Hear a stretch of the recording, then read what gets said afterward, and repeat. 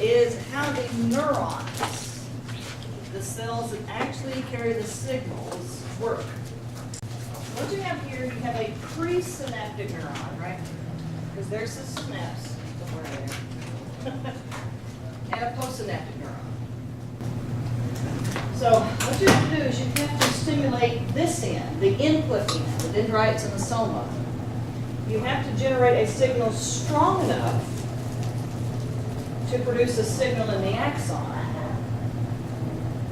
And then once you get the signal in the axon, it goes all the way down the axon. And remember, you can have an axon that's 3 feet long, right? But once you get it started up here at that initial segment, the axon hillock in that initial segment, it goes. But you have to have a strong enough signal here to get this one started. Does that make sense? So it will not get stuck in once it Nope, starts. it's all the way down. And then that results in, most commonly, a neurotransmitter being released into the synapse. And then that stimulates a second signal, actually a third signal, if you think about it that way, in the postsynaptic neuron.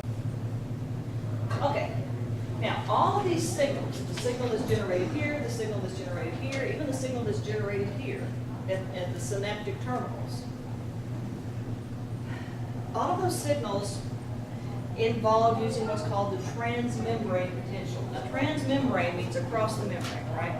So you're comparing the charge on the inside of the membrane to the charge on the outside. And potential, the word potential means a difference in charge. So if you look at a battery, the battery's got a plus end and a minus end, right? And so when that battery is new, there's a big difference in charge from one end of that battery to the other. And so you put it in something and you complete a circuit and you have electricity running through, right? Okay. And then once that battery is used up, basically even though there's still a plus sign and a minus sign, there's no difference in charge anymore. Does that make sense? It's been used up. It's been used up, yeah. And so what you have, a transmembrane potential, is the difference in charge on the outside compared to the inside. And so we're going to use this charge. This is like having little batteries all the way along the cell membrane. Now, every cell in your body has a transmembrane potential. But only neurons and muscle cells take advantage of that in order to communicate, in order to, in fact, well, the way we say it is that only the neurons and the muscle cells are electrically excitable cells. Make sense? Now, the outside, right along the outside surface of the cell membrane is positive, right along the inside surface of the cell membrane is negative. Anybody know why?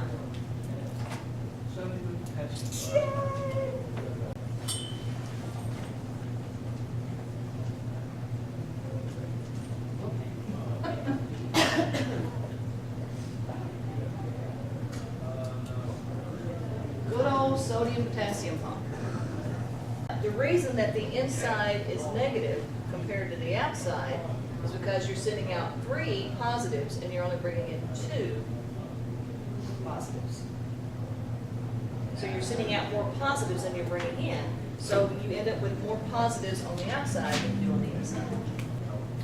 Well, there's other ions. Oh, yeah, there's in all there other kind of stuff. That can affect the whether Yes. positive or negative. On the Not just those two. No, those are the biggies. Those are the biggies. Oh yeah, there's all kind of stuff. There's bicarbonate on both sides. There's chlorine on chloride ions on both sides.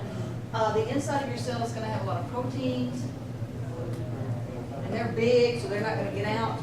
And at physiological pH, remember what normal pH is in your body? Yeah, 7.35 to 7.45. So at normal pH, the protein's going to have negative charges. Okay. And all that comes into play. All of that comes into play. But what the cells use are the movement of the sodium and potassium ions. Because everything else pretty much stays the same. Exactly. So we say that our intracellular fluid is high in potassium. The extracellular fluid is high in sodium. Now, if you took a cell and its tissue fluid, and you took the total amount of positives and negatives on the inside and the total amount of positives and negatives on the outside, they would balance out. But what we're talking about is right along the inner surface and outer surface of the cell membrane. So if you had this tiny little probe, and they actually had these little microscopic probes, how they figured this out? They had these little microscopic probes, and they went, doop, and they read the little meter. And on average, you get what's called a resting membrane potential of about minus 70 millivolts.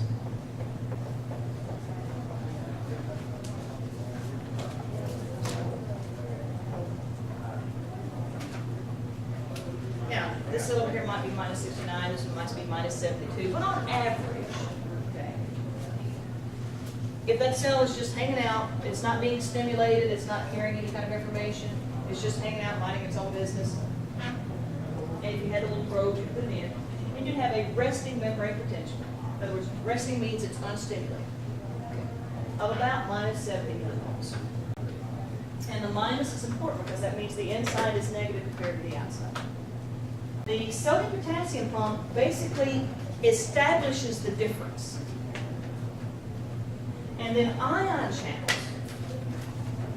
open and close in order to allow the cell to change its transmembrane potential. The sodium-potassium pump is always working.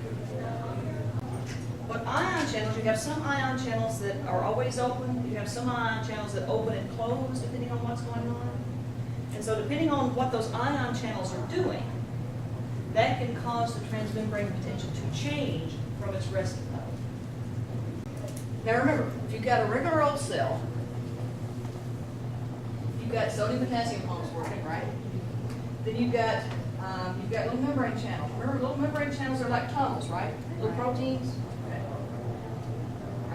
You're talking about lead channels, right? Well, lead channels or gated channels, any kind of membrane channels. And the channels are specific for the particular ion. In other words, you can have sodium channels that only allow sodium to go across. You can have potassium channels that would only allow potassium to go across. Okay? You can have chloride channels. You can have calcium channels. Okay? Mainly what we're going to be talking about are the sodium and potassium channels. Okay? So it's a combination of the activity of the sodium-potassium pump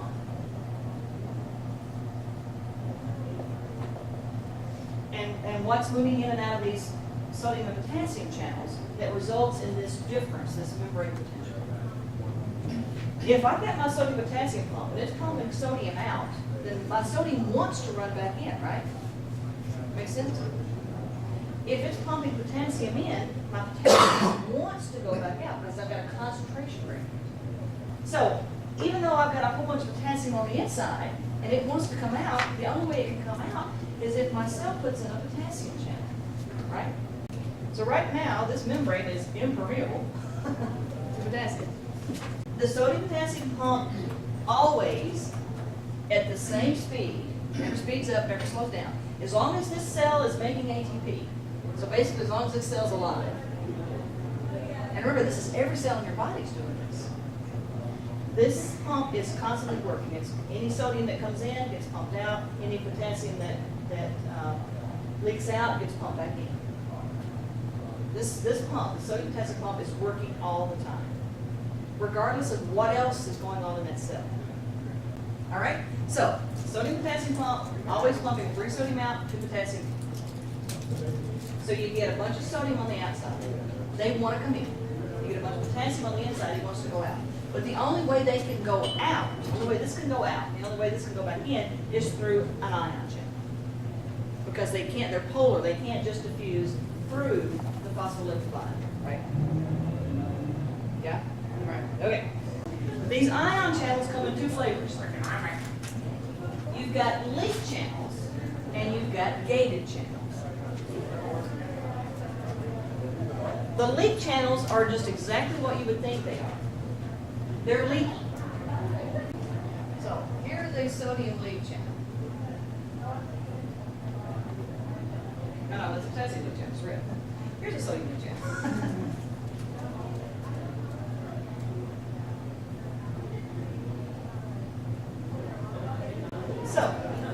Sodium is pumped out. A little bit of it can diffuse back in. Then it'll just be pumped out again. Okay. Same thing with potassium. Potassium building up on the inside. A little of it can leak out. That's a leak channel. Leak channels are passive. The energy that causes them to operate is the concentration gradient. Because I'm pumping potassium in, I've got a bunch of potassium in, and so it diffuses out through the leak channel. The sodium diffuses in because of the leak channel. Because I'm pumping sodium out. And so the thing you have to get pounded into your head is what this guy's doing. 3 sodium out, 2 potassium in. Just chant that this weekend. Now, gated channels are different. Gated channels are normally closed until some stimulus causes them to open.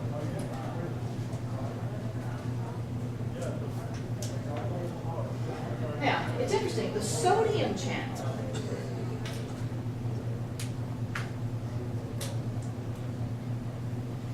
usually has a front door and a back door. It's got 2 gates. Potassium gated channels usually only have 1 gate.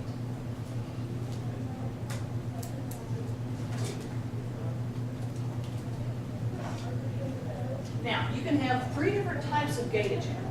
Gated means that something has to cause that channel to open. Gated channels can open under three kind of conditions, or 3 kind of stimuli. 3 kinds of stimuli. The first one we're going to talk about are what are called chemically gated channels. So, they have receptors on them that bind to a certain chemical, and that chemical causes the channel to open. If the chemical is present, the channel opens. If the chemical is absent, the channel stays closed. So you can have chemically gated channels. You can have voltage gated channels. These channels will open and close in response to a change in the transmembrane potential. Something that causes this transmembrane potential to change will cause a voltage-gated channel to open. On a neuron, on this end of the neuron, the type of channels that tend to be present, the type of gated channels that tend to be present here, are the chemically gated channels, and the third type, the mechanically gated channels.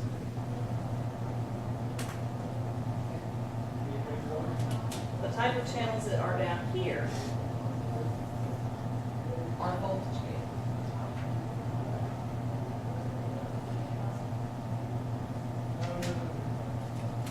So, what are these little things? Dendrites, good. Okay. So this is our input. This is the end of the neuron that gets stimulated, right? So, if a chemical binds to a chemical gated channel, then that channel will open and ions will run in or out depending on what kind of channel it is. Right? So a chemical could be the stimulus.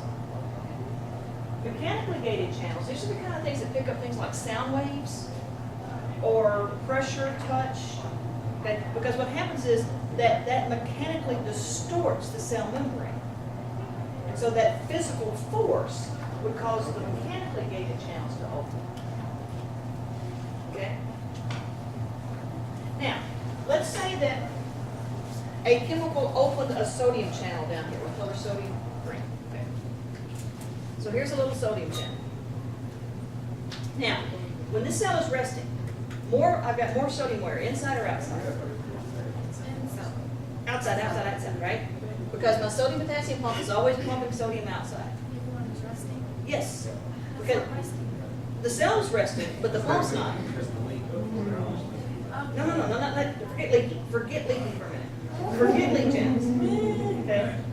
Okay? Forget leak channels. Sodium potassium pump. Pumping 3 sodium out, 2 potassium in. All the time. Okay? Even when the cell is minding its own business. In fact, if this doesn't happen, your cells die.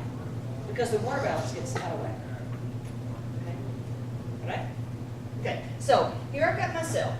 It's minding its own business. I've got more sodium on the Outside. Outside, right? More potassium, just, that's another thing, hit that in your head. More sodium on the outside, more potassium on the inside, okay? Now, if a chemical binds, if this happens to be a chemically gated channel, and a little chemical, whatever its little chemical is, remember what the chemical that binds to a receptor is called? Ligand, right? Okay, so if its little ligand binds, and that opens that channel, right? Now, if this is a sodium channel, sodium's gonna do what? Come in. Now, I've got sodium coming in, right? Now, my inside was what compared to my outside? Negative, right? Because my pump more sodium out, pump potassium in, but it only pumped 2 positives in for 3 positives out. Now, if I open this channel and a bunch of sodiums run in, what's going to happen to my inside now? It's going to get positive. I'm going to be changing the transmembrane potential. And that can cause the voltage gate positive. And if I get enough of that happening, in other words, I get enough chemical to open up enough of these chemically gated channels that I get my voltage to change enough, then my voltage gated channels. If it's a mechanically gated channel, okay, sound waves, the vibrations, bouncing or whatever, and they open, the mechanical stimulus happens, and they open and sodium rushes in. And if you get enough of those, then you get the voltage gated channels. The leak channels are always there, and they're always leaky, so we can ignore them because they never change. Does that make sense? That's why I say don't worry about the leak channels. There are always leak channels. And there's always more potassium leak channels than there are sodium leak channels. So if you take your blood out, you got red cells, and you have those red cells and they're just sitting there, those red cells are going to run out of energy. The sodium potassium pumps are going to stop working, right? And so what happens is, eventually all the potassium will leak out of those red cells. Okay? A little bit of sodium will leak in, but a lot of potassium will leak out because you've got more potassium leak channels in that cell membrane than you do sodium leak channels. So we say that our cells are more permeable to potassium than they are sodium. One more idea here. We talked about concentration gradients, right? We said we had a lot of sodium on the outside, so we had a concentration gradient. And that's true. But we also have an electrical gradient. Because the outside is positive compared to the inside, right? So because the inside's negative, positives even want to go in for that reason. Because they're attracted. And so sodium is under both a chemical gradient and an electrical gradient to want to come in. Make sense? Chemically, diffusion-wise, there's more sodium ions out here than in here, and so they want to balance out. That's a chemical gradient.